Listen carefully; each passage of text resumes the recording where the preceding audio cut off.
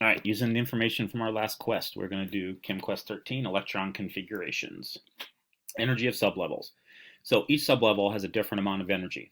So for example, orbitals in the 3p sublevel have more energy than orbitals in the 2p sublevel. And here's a list of sublevels from the lowest to highest energy. 1s, 2s, 2p, etc. To help you, here is an above list with orbitals included. Recall that each blank represents an orbital, and each orbital holds 2 electrons. Note that D and F sublevels appear to be out of place, okay, because you can see it goes 3s, 3p, 4s, and then you have 3d. This is because they have extra high energies. For example, the 3d sublevel has a higher energy than a 4s sublevel, and the 4f sublevel has a higher energy than the 6s sublevel. It's just the way the energies worked out. Now, when electrons occupy orbitals, they try to have the lowest amount of energy possible. This is called the off-ball principle. An electron will enter a 2s orbital only after, so it'll enter the 2s only after the 1s is filled up. And an electron will only enter the 3d orbital after the 4s is filled up. Remember that only 2 electrons can fit in each orbital. This is called the Pauli exclusion principle. When 2 electrons occupy the same orbital, they must spin in opposite directions. One clockwise and the other counterclockwise. All right, so using those rules, let's answer a few questions.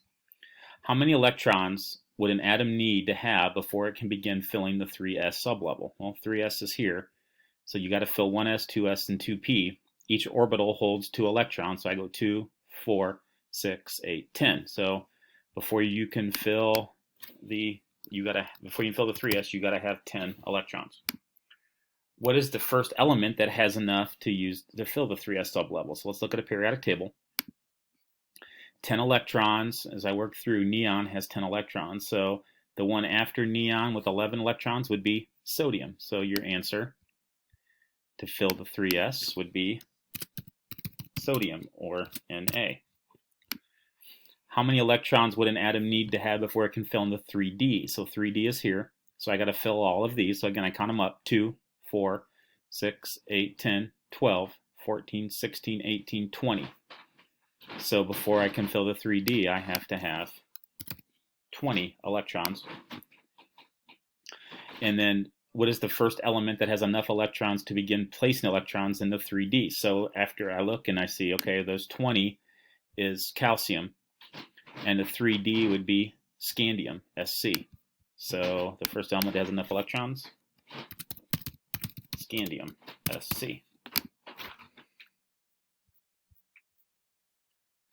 Okay, a couple more rules. Hund's rule. In Hund's rule, electrons can be paired or unpaired. Paired electrons share an orbital with the spins parallel. Unpaired electrons are by themselves. So for example, boron has one unpaired electron. So here's boron's orbital diagram. These 2 electrons are paired, these 2 electrons are paired, and then you have this one. This one lone electron is called an unpaired electron. If we add one more electron to boron's orbital diagram, we will get carbon's orbital diagram.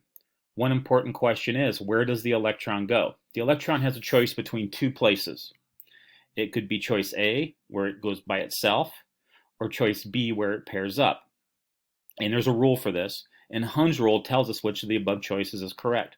Hund's rule states that when electrons have a choice of entering 2 equal orbitals, they will enter the orbitals so that a maximum number of unpaired electrons results. Also, the electrons will have parallel spins. Therefore, choice A is carbon's actual orbital diagram because p electrons are in separate orbitals and they have parallel spins, or the same spin, right? So choice B, since they pair up first, would not be correct. This is correct, A. So the following are orbital diagrams for the next elements, nitrogen and oxygen. Notice that nitrogen's 2p electrons are all unpaired to obey Hund's rule. Then when we go to oxygen, that 4th electron in the 2p then will be forced to pair, and we'll pair it up here, and it will spin in the opposite direction, so it will spin counterclockwise. All right, so answering questions for that, how many unpaired electrons are in a nitrogen atom? Well, paired, these 3 are not, so there are 3 unpaired electrons. Why does carbon's 6 electron have to go into another p orbital? Why can't it go into a 2s orbital? Why can't it go into a 3s? Well, that leads us to the rules we talked about before, okay? And when electrons occupy orbitals, they try to have the lowest amount of energy possible. This is the off-ball principle. Okay? So that means that the off-ball principle says that you must fill up the lowest levels first. Okay? So with that, I think about the 2s orbital. The 2s orbital is already filled, so it can't go there, right? Because in carbon, the 2s is already filled. It already has its 2. And then with, we look at the 3s, the 2p needs to be filled first. What's my thing there? The 2p needs to be filled before we can go into the 3s. So when we talk about carbon here, before we can go into the 3s, right, we got to fill all the 2p's up before we can go on to the 3s, because the 2p needs to be filled before we go to the 3s. And again, off-ball principle. All right, so knowing that information, we're going to write orbital diagram for phosphorus. Okay, so the first thing I have to do is find phosphorus on the periodic table. And phosphorus has, right here, 15 electrons. So I'm going to need 15 electrons here. All right, I know that. I also know that if I look at my list here for phosphorus, I start counting. 2, 4, 6, 8, 10, 12, 14. So I'm going to have to at least go up to the 3p. And remember, if I have one in the 3p, I have to fill them. I have to have lines for them all in my drawing. So I make my orbital diagram, write out all my lines for the 3p, and then I start to add electrons. So I know my 1s gets filled first. Oh, try it again. My 1s gets this one and this one. So my 1s has its 2. My 2s also gets filled.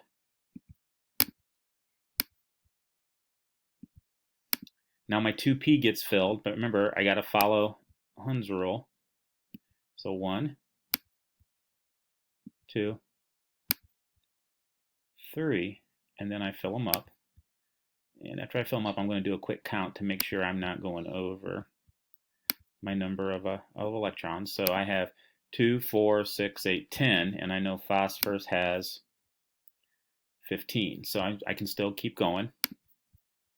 My 3s gets its 2. And now I got 2, 4, 6, 8, 10, 12. So I got 12. And phosphorus needs 15. So then I fill. So 12, 13, 14, 15. And there's my orbital diagram for phosphorus. Now let's do it for arsenic. Arsenic is a little bit bigger. Arsenic's right here, number 33. So I need 33 electrons, okay? So then I go through and I start to count my 33. 2, 4, 6, 8, 10, 12, 14, 16, 18, 20, 22, 24, 26, 28, 30, 32, 30. Okay, so I'm going to have to go to 4p. So I'm going to have to write out everything to 4p, which is what I did. Make sure I have lines for each of the orbitals, and now I start to fill. So once again, my 1s gets filled first, then my 2s,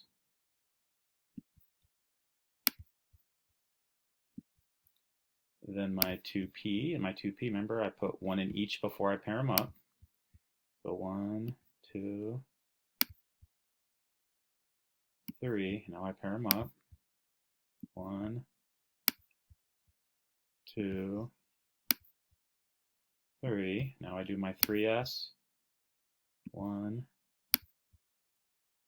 2, and then my 3p, again, 1, 2, 3, and then I pair them up. 1, 2, 3, and they're opposite spins. My 4s, boom and boom. Now my 3d, 1, 2, 3, 4, 5, and then I pair them up. And there's my, let's make sure I get my 10 in the 3D. And you can see this is a little more tedious than having to draw. If you're drawing, it's much quicker. Now, let's count them up. 2, 4, 6, 8, 10, 12, 14, 16, 18, 20, 22, 24, 26, 28, 30. And with arsenic, I need 33. So then I put my 3 into here, and I go 1, 2, 3. And there is my electron orbital diagram for arsenic. Okay, so compare the orbital diagrams for nitrogen, phosphorus, and arsenic, and what is similar. Okay, so let's look at nitrogen. 2p with 3 lines, phosphorus, 3p with 3 lines, and arsenic, 3p with, or 4p with 3 lines. So what is similar about the electrons? 3 electrons in p orbital. So they all have common valence electrons. They have 3 in the p orbital, is what we see. Okay. So now another way to write this out, and an easier way people say, is electron configurations. So the electron orbital diagram can be abbreviated in what we call configurations. So here are configurations for carbon, nitrogen, and oxygen. Okay. 1s2, 2s2, 2p2, and then carbon's orbital diagram is this, right, with the arrows. All right, so let's make a comparison here. What do the subscripts mean? The 2, the 2, and the 2. Let's look back at carbon. 2, 2, 2. Each arrow means electrons. So the subscripts, or superscripts, sorry, the superscripts are electrons. What information is lost when using electron configurations instead of orbital diagrams? When might it be useful to have an orbital diagram instead of electron configuration? Answer that all at once. We miss the unpaired electrons. We don't know what's paired and what's unpaired. And by missing unpaired electrons, we miss some information. How many unpaired electrons are in a sulfur atom? And what did you need to do to answer this question? Well, sulfur is right here, right? So it's 1 more than phosphorus. So let's look at our phosphorus drawing from before. And phosphorus has this. So if I was going to put another one in there, this would be what sulfur would look like.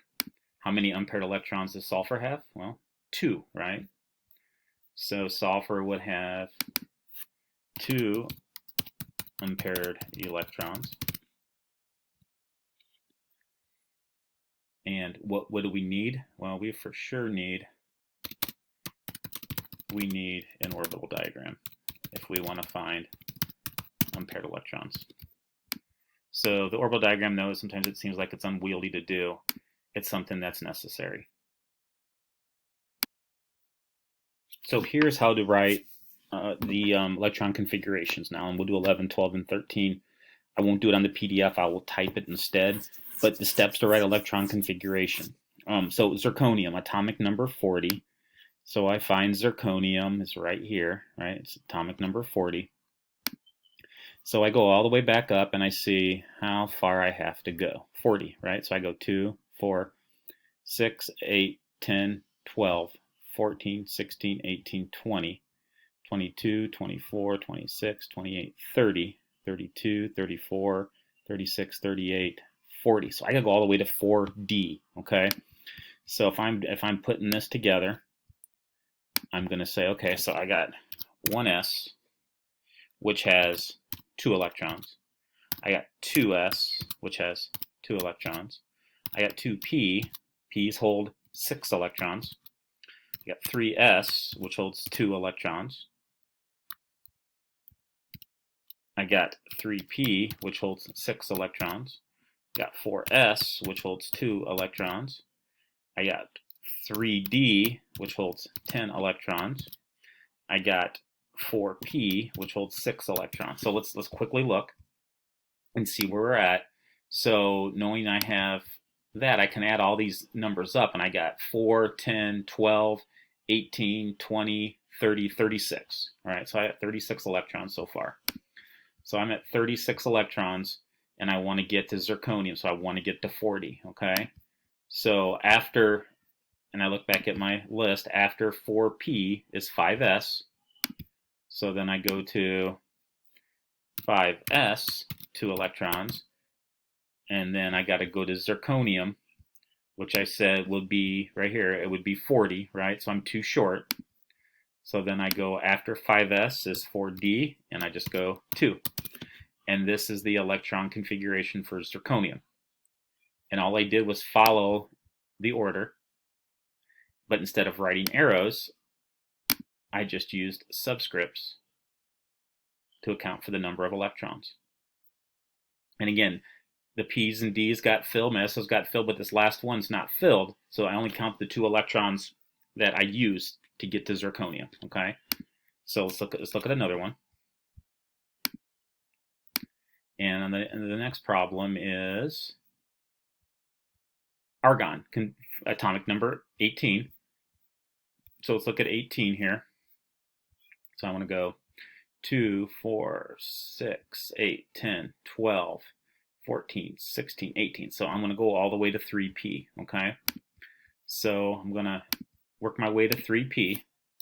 1s, 2, 2s, 2, 2p, 6, 3s, 2, and I said I'm going to go to 3p. So now how many do I need? Well, let's look what I got. 2, 4, 10, 12. So I got 12, and I want to get to argon, which is 18. So I got to get 6 more, and 6 is perfect because that's how many it would fill. So now that would be my electron configuration for argon. And once again, you see it adds up, right? 6 plus 2, 6 plus 2 is 8 and 8, 16, 17, 18. And that is for 18. We got one more to do, the electron configuration for calcium, okay? Calcium is number 20. So let's look at that, and let's look at what 20 tells us, right? Calcium is right here, number 20. So let's go to here and count to 20. 2, 4, 6, 8, 10, 12, 14, 16, 18, 20. So I'm going to have 4s. So I'm going to be at 4s. So I'm going to go through the process of going 1s, 2, 2, 2s, 2, 2p, 6, 3s, 2, 3p, 6, and 4s. So let's count them up. 2, 4, 10, 18, and calcium is, we said calcium is 20. So if calcium is 20, we need 2 more, and that would be these 2 here. Now, something to notice about electron configurations. It follows a pattern. If you look at all of them we did, right? This is zirconium, this is argon, and this is calcium. As we did them, it followed the same pattern. 1s2, 2s2, 2p6, 3s2, 3p6. And then we just stop when we just keep following the pattern until we stop. And one thing that you can always use to draw them that's very useful.